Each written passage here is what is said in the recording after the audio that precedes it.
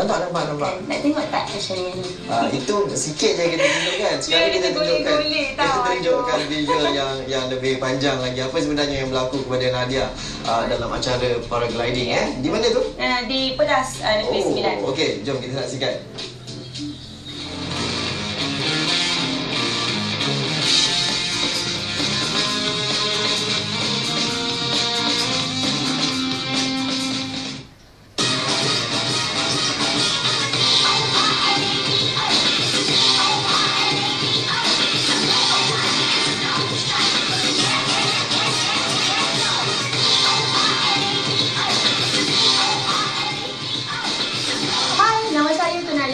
Dan kali ini kami nak berkongsi bersama anda pengalaman cabaran aksi kita nak pergi paragliding. Sekarang ini berada di Jawai Heights dan keadaan memang cuacanya begitu baik, matahari tidak begitu panas, angin pun ada dan juga Jawai Heights ini sebenarnya berada lebih kurang 70 km dari Kuala Lumpur dan kali ini kami berada pada ketinggian kira-kira 600 meter dari tanah laut.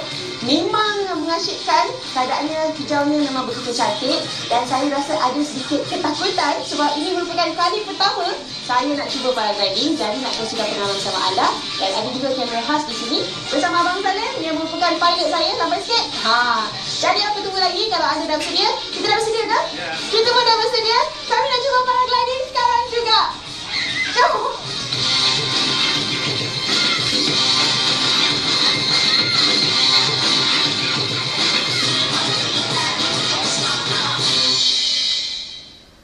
Cabaran aksi kali ini, saya, penerbit dan kru memandu lebih kurang 2 jam dari Kuala Lumpur ke Pedas Negeri Sembilan.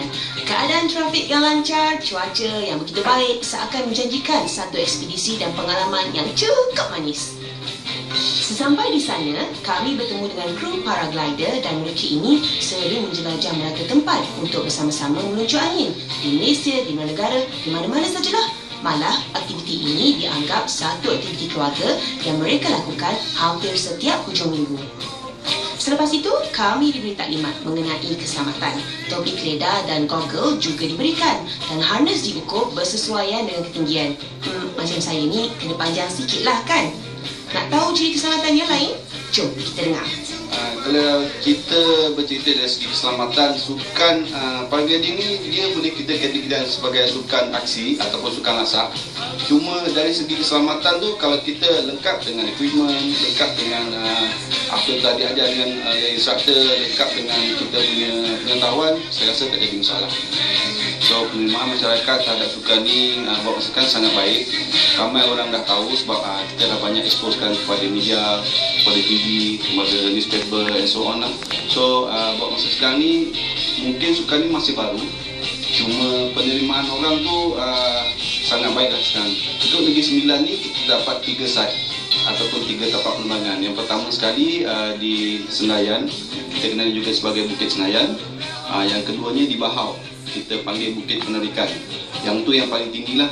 Dan yang terbaru di sini di Rembau lah, di Pedas. Tempat ni kita panggil Hijauan High. Kita juga terima kasih kepada pihak Hijauan High kerana benarkan kita untuk guna kawasan ni lah untuk sebagai kawasan penerbangan kita. Untuk paragliding Malaysia, kita pernah terlibat dengan sukan SEA Games pada tahun 2011 dan kita juga telah berjaya merangkul beberapa pingat lah. So kita juga antara tim-tim yang terbaik kalau dibandingkan dengan tim-tim seluruh Asia Tenggara. So di peringkat SEA Games yang telah diadakan di Indonesia, kita telah mendapat 3 perak dan 3 gangsa. Sukan ini terbuka kepada sesiapa saja. Cumanya apa yang perlu adalah yang pertama sekali dia kena ada instruktor untuk membuat latihan untuk dia. Kita akan buat ground handling. Kemudian kalau instruktor tu dah puas hati dengan dia punya tahap untuk dia boleh terbang solo, dan kita akan guide dia untuk terbang solo, dan kita tak akan lepaskan dia macam tu saja. Kita akan ajar dia daripada segi teknik, cara sampai dia landing dengan selamat. So untuk yang katakan untuk umur yang muda, umur tua tak jadi soal. Sebab kita ada tim senior yang sangat senior, dah 60 lebih, dan kita juga ada budak yang baru umur 11 tahun. Jadi tak jadi masalah.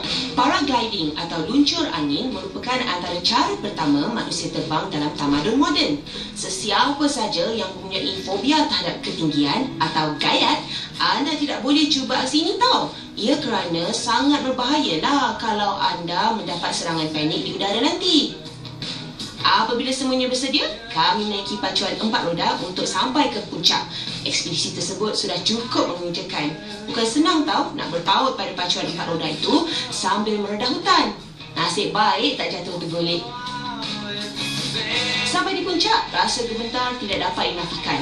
Dengan ketinggian sebegitu, tangan saya tiba-tiba sejuk. Terutamanya apabila melihat sendiri para glider yang berpengalaman tidak berjaya terbang dan terpaksa cuba beberapa kali. Takutnya. Mungkin nasib kami baik. Apabila kami cuba berlepas, angin bertiup dengan kuat dan ia memudahkan kami untuk terbang. Memang lucu dan nampak macam kelang kabut. Almaklumlah, pertama kali. Pengalaman dapat melihat pemandangan dan kehijauan dari udara tanpa apa-apa yang menghalang kaki saya membuatkan saya rasa bebas seperti seekor burung. Dan sememangnya, perasaan itu begitu indah dan amat luar biasa. Sebenarnya, pendaratanlah yang paling berbahaya. Takut-takut kalau terjatuh di atas pokok ke, dalam kolam ke, pompa air ke, atau terhentak kaki, nanti patah. Nasib baiklah selamat. Walaupun mendarat dengan tidak bergaya, tetapi mendarat juga. Selepas terbang, saya terus memujuk tok guru saya untuk memberi peluang supaya saya boleh terbang solo. Jawapan yang diberikan, tidak boleh. Lain kali sajalah nampak gayanya.